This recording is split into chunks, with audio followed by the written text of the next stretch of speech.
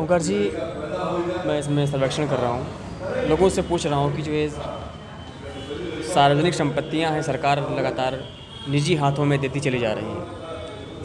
सबसे पहले जो मेरा सवाल है, आप ये बताएं कि ये निजी जो ये सार्वजनिक संपत्तियाँ हैं, ये किसकी हैं? सरकार की है, जनता की है?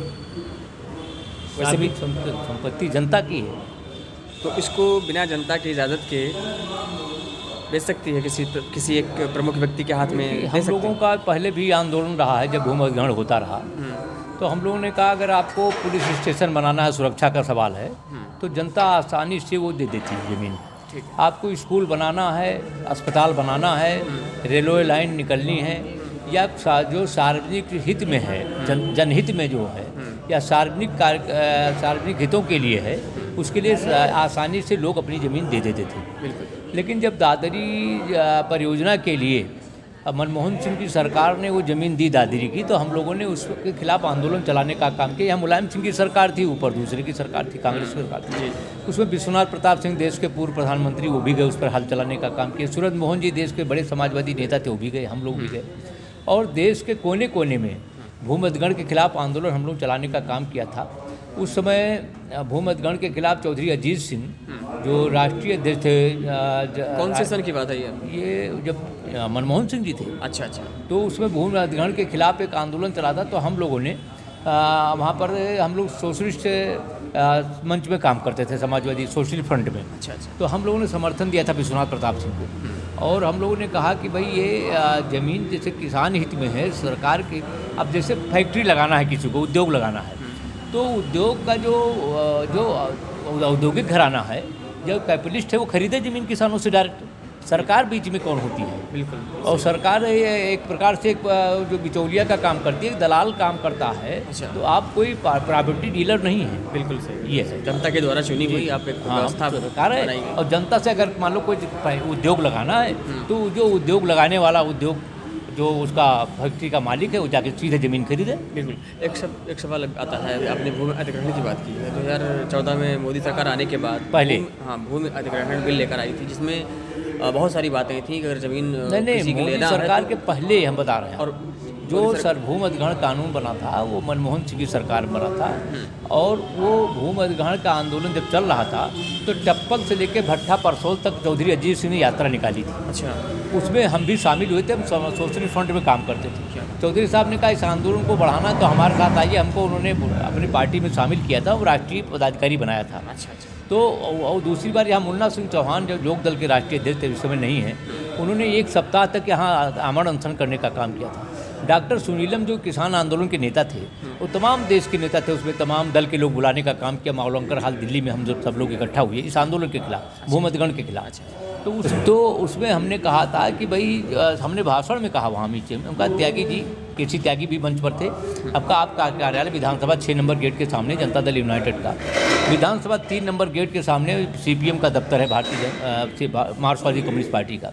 और लोक दल यहाँ मुलायम सिंह की मान लो सरकार थी, तो JDU आंदोलन नहीं चला रहा है, वामपंथी आंदोलन नहीं चला रहे हैं, केवल राष्ट्रीय लोकदल ही उस आंदोलन को चलाने का काम कर रहा है, और मुन्ना सिंह चौहान धरने पर बैठे हुए हैं। उसके बाद जब टप्पल से लेकर भट्टा परसोल की यात्रा, उसमें हम लोगों ने यात्रा, तो उस पर उन्होंने कहा था इस पर हम सीधे एक समिति बनाने का काम किया था, और काम समिति बनाएंगे, सभी दलों के लोगों को शामिल करेंगे, और तब हम भूमि अधिग्रहण करेंगे। जी।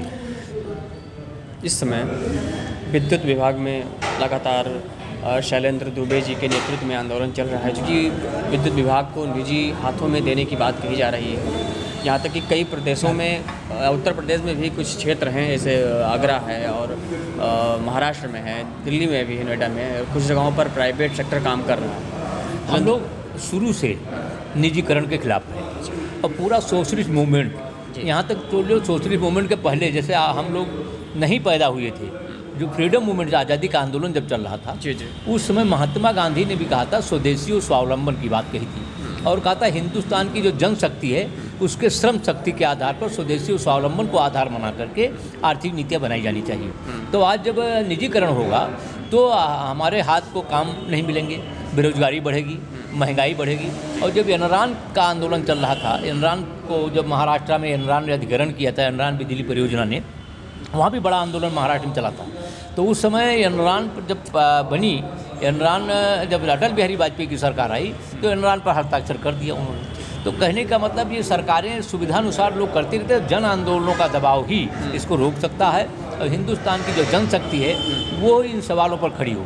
केवल ट्रेड यूनियन खड़े हों, केवल मजदूर संगठन खड़े हों, केवल बिजली यूनियन के नेता खड़े हों, इससे आंदोलन नहीं बनने वाला है। आंदोलन में पूरे देश के लोगों को जो जिनको इस बुनियादी बिजली क्या है, बिजली है, पानी है, और ये सारी चीज़ें जो बुनियादी ज़रूरतें हैं हमारी, और उस पर सभी लोगों को उठ के खड़ा होना चाहिए। ओंकार जी, क्या उत्तर प्रदेश की जनता जो 5 किलो राशन महीने में सरकार से ले रही है, सरकार दे रही है, उन्हें बता रही है, और बड़ी संख्या में लोग भारत के 5 किलो राशन पर टिके हुए बता रहे, सहयोग मिल रहा है सरकार से टिके हुए एक तरह से, तो वो जनता क्या सार्वजनिक बिजली उपकरणों को जो उनकी उपभोग होगा बिजली का, वो अफोर्ड कर पाएंगे इतनी महंगाई में?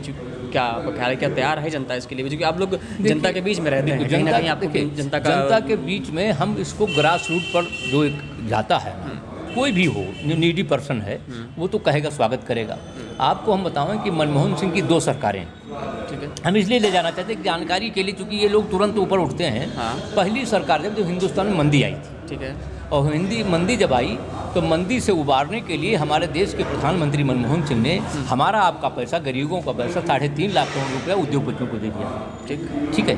फिर जब वो उससे दूसरी बार UPA 2 की सरकार आई और मंदी से देश नहीं उभरा था, तो फिर हमारे देश का पैसा 5.5 लाख 6.5 लाख करोड़ रुपया उद्योगपतियों को दिया। यानी कितना गया? 11 लाख करोड़ रुपया हमारा पैसा उनके ऊपर पहुँच गया।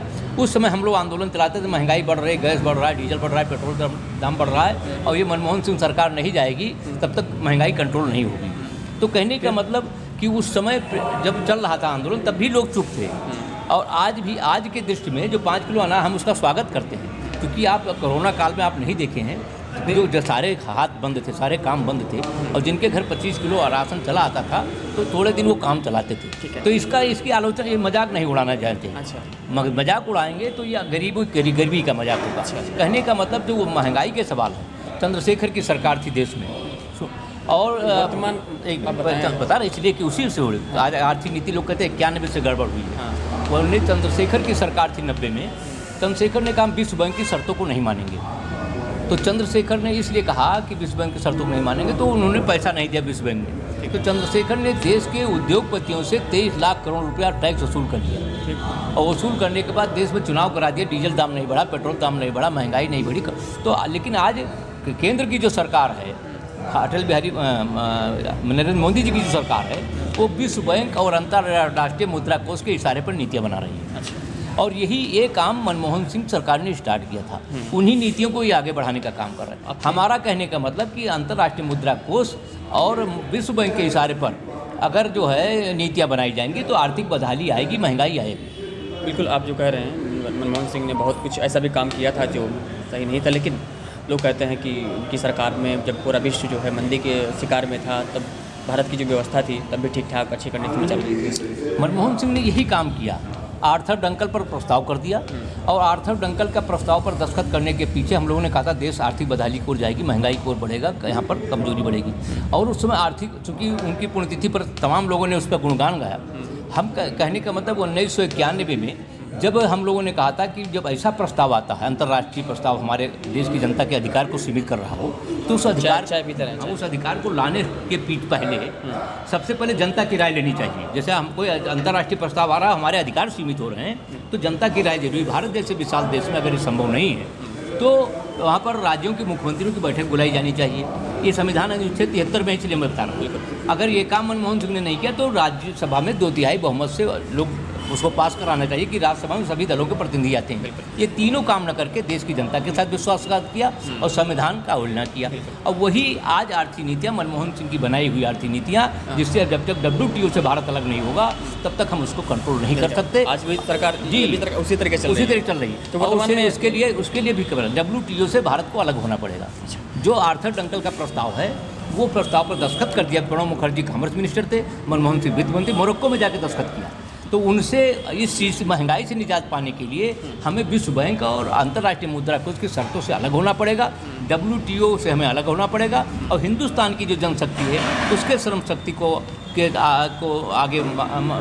आगे चला मान करके उनके श्रम शक्ति के आधार पर हमें आर्थिक नीतियाँ बनाई जाएंगी। वर्तमान की जो महंगाई दर है, अब देख रहे हैं ऐसे में जो कभी 100 रुपये का दाल थी, आज वो 200 रुपये 180-90 में अभी भी चल रही है। महंगाई इतनी है। सैलरियाँ लोगों की जो है कभी 60-70 इसकी हुआ करती थी, आज 15,000 में लोग दिन भर काम करते हैं, प्राइवेट सेक्टर में नौकरी मिल रही है। सरकार सुनो मेरी बात, सवाल समझ लें। आज की जो स्थिति है कि विभागों में नौकरियां नहीं हैं, या है तो वो प्राइवेट सेक्टर में आउटसोर्सिंग नोएडा पे आज देख ही रहे हैं कि निजीकरण की तरफ बिजली विभाग को भी लेकर चली जा रही है सरकार।